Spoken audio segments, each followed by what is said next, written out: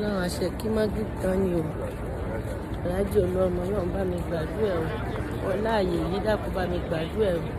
Mo sọ ọwọ́ ẹ̀dá yọ o. Bá mi gbàdúrà ọkọ mi Oluomo o. Wọ́n fi kankan ṣe má jẹ́ dààmú ó bá o. Ìwà ní kò sọ̀rọ̀ wá dáyọ̀ Ọlọ́run ọba mi gbàdúrà jù báyìí lọ o. Gbogbo nǹkan tí ń fẹ́ tí ń bọ̀ wọ Ọlọ́run ọba sọ tí ń dùn lọ́kàn Ọlọ́run dákun bá mi ṣe fún ní kíákíá. Bá mi ṣe fún ní kíákíá.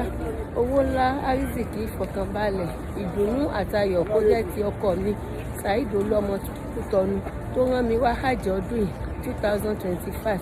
Àlékún owó, àlékún ọlá, àlékún ìfọ̀kànbalẹ̀, àlékún àrísìkí ọlá àyè Mọ̀dínà tá a wà yìí. Ọlọ́run dákun bá mi ìdùnnú gbogbo ojoojúmọ́ bá mi ṣe fún má ṣe lólówó àná wala yahya qayyum wala la hawla wala quwwata illa billahi aliyil azim. Jọ̀wọ́ ẹ má dayọ̀ ni o. Mọ́jọ́ rẹ̀ ọkàn o. Mọ́jọ́ bànújẹ́ wọnú ayé o. Ọlọ́run mo bẹ̀ ọ́ ni o.